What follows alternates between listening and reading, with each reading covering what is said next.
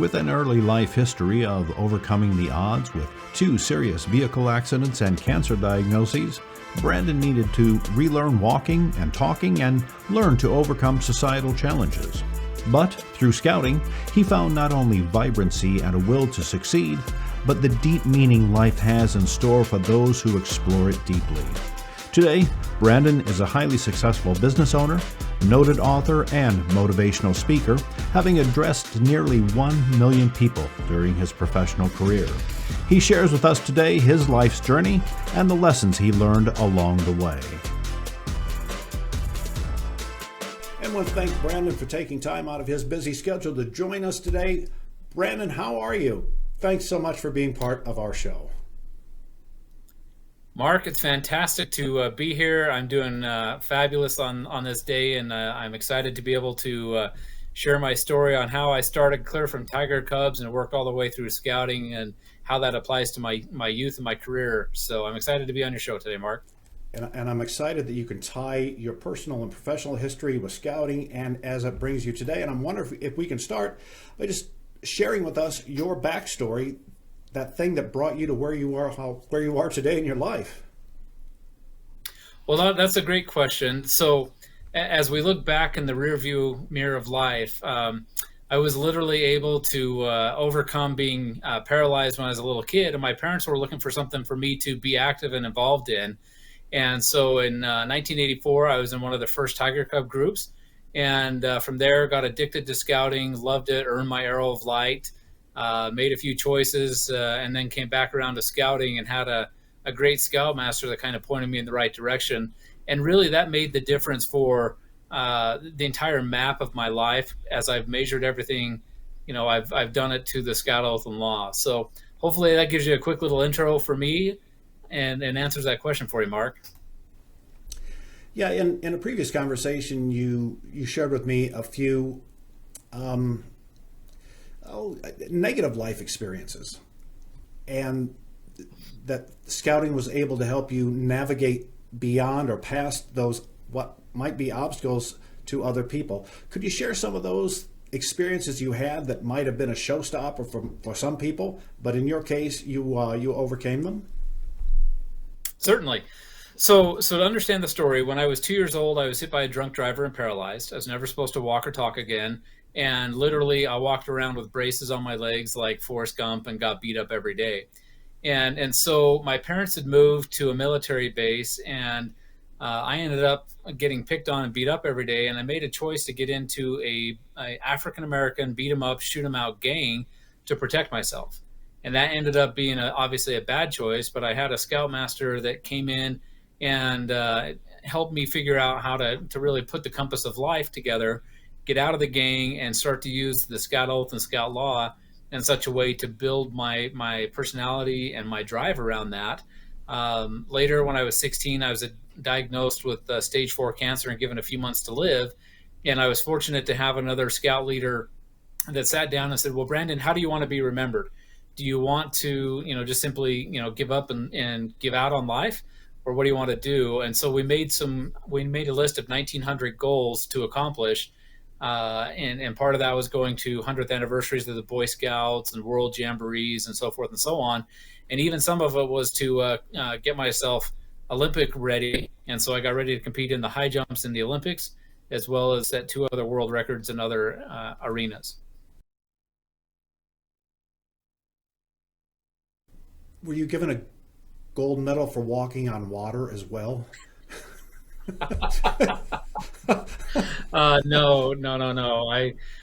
Quite honestly, I've had a lot of struggles throughout life. There's been quite a number of them, but there's no gold medal for walking on water. It's just really, scouting made the difference for me. And when I took my Eagle Scout oath about giving back more to scouting than it gave to me, I had to sit down and really realize that scouting gave me my life. I literally met my wife raising funds to go to a national jamboree as a 15-year-old, and we later dated and got married, and we've celebrated 26 years now. But all of scouting has directed me to put together my life. I'm fortunate that I've been able to be a scout leader with my sons, and help them all the way from Tiger Cubs through becoming Vigil Honor members and Eagle Scouts. as well. So no gold medals, just a lot of drive and fortunate success from the Scout Oath and Law principles. As you spoke about these Scoutmasters that were so influential, and this might be an unfair question to ask because you had no time to prepare for it, but we'll see how you can field it. Looking back in time, can you identify some factors or variables or qualities that those people had that allowed them to be so influential in your life and provide that guidance and leadership? Well, absolutely. So the first Scoutmaster, he I think was just trying to do his duty and grow the troop and things like that. And so he looked at an old list of Cub Scouts and went and found me. There's another Scoutmaster that I had that wasn't the greatest and really lacked in a lot of areas, and told me that I would never amount to anything. And I honestly I used that trait of how he was trying to motivate me or unmotivate me, however you want to see it, to really have the drive that I do. And I'm fortunate now that I've worked with about 7,000 young men and young women that have achieved the Eagle Scout rank over the course of my scouting career in the last 39, 40 years. Can you venture to guess why a Scoutmaster would say something like that to anyone, to you, to anyone else? What do you think the motivation for that person was in being that horrible? Well, there was a lot to it, and unfortunately, he was not a kind person at all. Why he would do such a thing like that? Well, facing the facts, my parents were very, very, very poor. I had to go get a newspaper route just to be able to afford my weekly dues for the troop, because my parents couldn't afford a uniform or anything like that. So, I think he saw me as being from the wrong side of the tracks and not having the right pedigree or things of that nature. But regardless of what was done and what was said, I use that as the positive motivator. So every time when somebody says I can't do something, I went on and I earned all 120 merit badges that we had at the time. And, I've been very fortunate to be active and successful both in scouting and in my career. And I guess, quite frankly, that guy gets all the success. So I have no idea what the percentage of the population would be of people who had that experience that would be able to successfully overcome it, not just overcome it, but use it as an internal motivation to become better than they might have been. That's an impressive feat. Congratulations. So let's bring it up to present day and talk to us a little bit about what you're doing in your life right now, and if you still feel the impact of your scouting past at play in your life on a day-to-day basis now.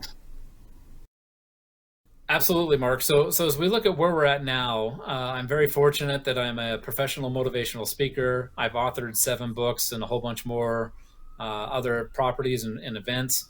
I own 9 businesses. And absolutely, every day I run my business and my career according to the Scout Oath and Law principles, and really focus on doing our best and living up to the 12 points of the Scout Law and the Scout Oath and all we do and treat people. So every single day it plays a part, and every contract we've won and every business interaction, we still hold true to that. And as you can see, I still wear a reminder of being an Eagle Scout. And even now, I was just recently recognized as a National Outstanding Eagle Scout, as well as a Silver Wreath recipient for the National Eagle Scout Association. So every single day that comes into play. But now in my role as a CEO, I oversee an investment group and a property and equities group.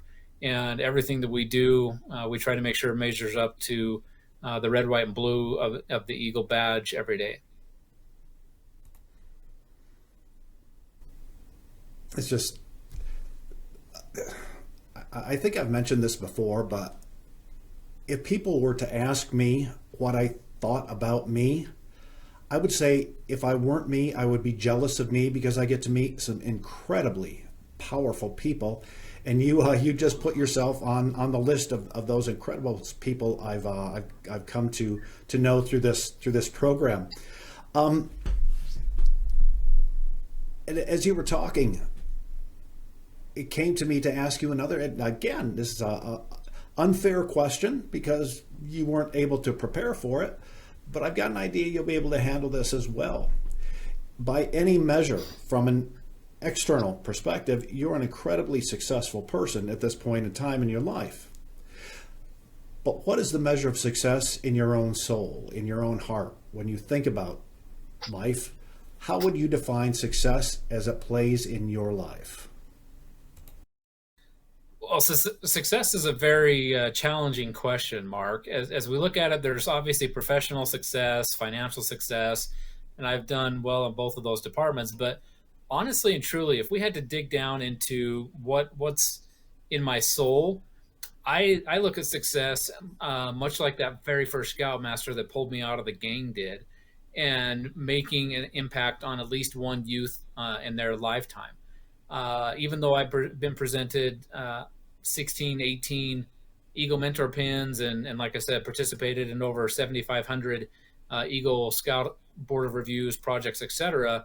I don't know that I've made difference in one youth like was made for me, to where they became passionate about scouting, about service, and helping others kind of raise up from the muck that they might be around. So in some ways, yes, I may appear successful, but in my personal drive, I don't believe I've been successful in finding that one person yet and making a difference. So that's why I still continue to serve in scouting and all the other capacities of serving youth.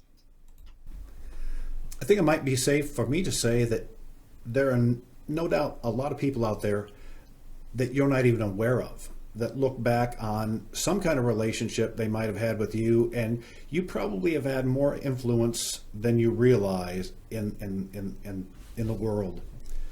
Oftentimes, as leaders, as adults, or the like, we have significant impact in the lives of people, and we never even realized we touched them that way. And I can't think that with all of the contacts you've had, not only with Scouts, but outside of Scouting as well, that you haven't had a whole lot more impact than you realize. But I like the fact that you're a little bit self-effacing, because it stabilizes life. It stabilizes life. But it also sounds to me as though you're using this as a motivation to continue moving ahead in life, looking for that person or those people to influence. And that can't be thought of anything other than a positive from where I sit. What do you think? Well, thanks, Mark. Looking back at it, again, being a professional speaker, I get to see stats of, how big audiences are, who I've spoken to, things like that. And to date, I've spoken to about 980,000 people worldwide in 39 countries, telling a portion of my story and using that to motivate them and help them to raise the bar in their personal expectation and elevate their efforts while they elevate their excellence. And so 980,000 people, that's a decent chunk of change. But again, I don't feel like I have been that successful. I'm sure I've impacted some, and I know I have tons of different thank you letters for it. But really, my drive is making sure that the world is a better place, and trying to help as many people along whatever path they are, improving from where they've been. So the job's not done, and I still have a long list of things to get done to help the world be successful in my own view. Your definition of success is incredible. I'm very comfortable with your definition, because as you were speaking, and I was contrasting the success you've had in life in these other areas, and a lot of Eagle Scouts I know that aren't anywhere near in terms of income production or visibility to as many people in speaking and public speaking and the like.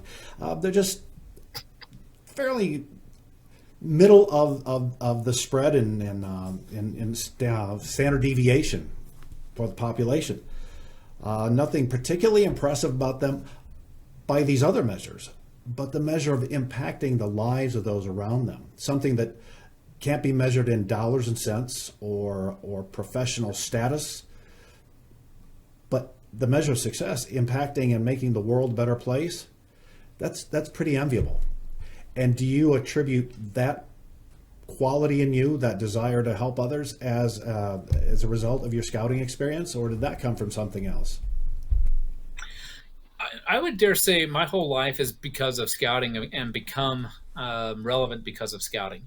And so yes, very much indeed, scouting has played a big role. I look at it, and anybody that's willing to, number one, go through as a youth and learn more skills and stretch themselves, plan, put together projects, work with adults and youth and leadership. I think that this is just a benevolent movement, and I really love the scouting aspect of that.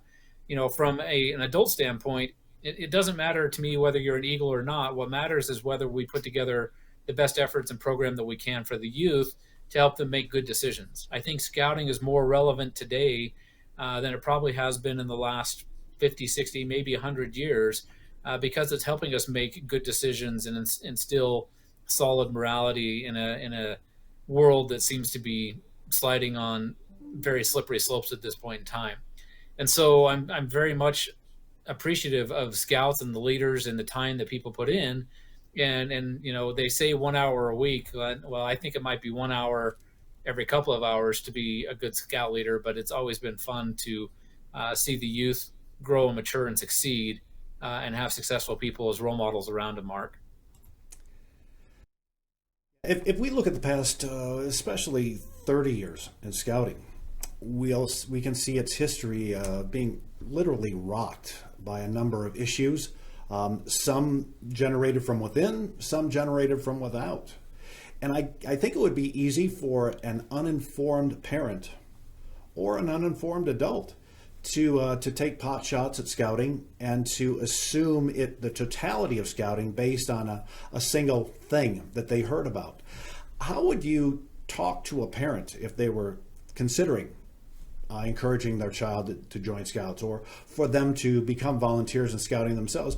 What would you say to them if they had reservations based on the scant history they had of some negative occurrences over the past couple decades? Well, indeed, Mark. Yes, the Boy Scouts of America have faced some rocky times in the last few decades, but the reality is I think now it's stronger. I think they've taken stronger precautions as well as training measures to make sure that all youth and adults are aware of the program, their surroundings, and I think it would be hugely beneficial. I've had my kids involved in sports, and I've had them involved in school activities, and those are all great things. But in defining your character and truly building, that next generation of people, of leaders, of citizens, of good parents, whatever. I personally feel that scouting is absolutely critical in today's day and age, and look forward to the continued success of scouting as it moves forward into this next chapter, for the next 100 years. One of the resounding points being made, and it's so much so that it's become a pattern in these interviews, is pretty much everybody is of one accord when they say that the foundational principles of scouting are as strong and deeply rooted and complementary to good society and good living as they've ever been. And the troubles that scouting has been through haven't been those foundational principles haven't been affected in the least. And people keep going back to that. So there may have been some difficulties on the fringe, but at its foundation, scouting is, as you said, something that is powerful and complementary of a good life. Well, and what's interesting on that, Mark, is scouting, for the first 106 or 107 years was really devoted to young men. And it was unfortunate that the young ladies weren't dragged along or brought along with their brothers. And, it was kind of interesting because growing up in scouting, as soon as I became old enough to be an adult leader, I was, and we got married fairly early, and my kids always came with me. So from the time they were in a baby carrier, my sons and my daughters came through scouting, but really in giving them a broader spectrum of how they can take control of their own destiny and truly use some of the skills that are there. And more importantly, if somebody's wondering what about scouting, is it still relevant? Today, there's over 139 merit badges that the young people can earn, and all of those can lead to a very successful career. I'm very fortunate that I've been successful in my career, but it's because I've applied all of those merit badges that I've earned and the skills and the adults that I've been able to work with to get to this point in my career. So if anybody's wondering, is it still relevant and should I have my kids in? Absolutely. And I would challenge you to get us training as much as possible for yourself and the positions, but really let the young people, let your kids not be sheltered. Get out and enjoy some life and see what goes on in the outdoors. And again, there's no good scouting without an outing. So as we look at it, definitely scouting in its future is relevant. And it's relevant too because I know if an Eagle Scout ever comes to me for an interview, it's almost an instant guarantee that they're going to get hired. Really? Talk to me a bit. Talk to me a bit about that. Why is it that you give them an advantage in your own mind as you're interviewing them? Well, number one, I've studied the process to go as an Eagle Scout from the very beginning of being a tenderfoot scout to an Eagle, and you start to look at those final rank advancements, and there's a lot of leadership that are learned, but more importantly, there's a lot of trust, and they have to trust in both their team and working the patrol method, as well as putting projects together, getting certain things done, and overcoming big challenges. So I know that there's several ounces of leadership that are in that person. But the stronger aspect of that, Mark, is really that if they're living up to the Scout Oath and Law, and they're continuing to give back to scouting like their Eagle Oath requests of them, that I know that I've got somebody that I can trust and say, hey, go do this deal or put this project together.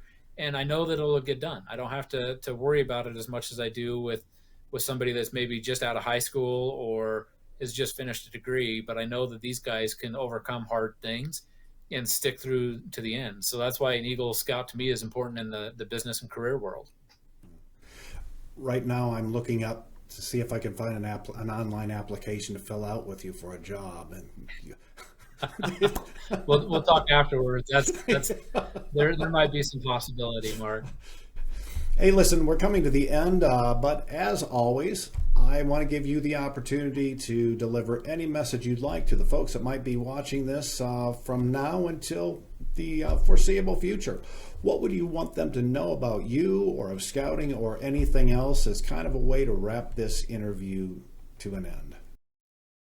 Great question. So Mark, as we look at scouting and even becoming an Eagle Scout, the journey doesn't end once we become an Eagle.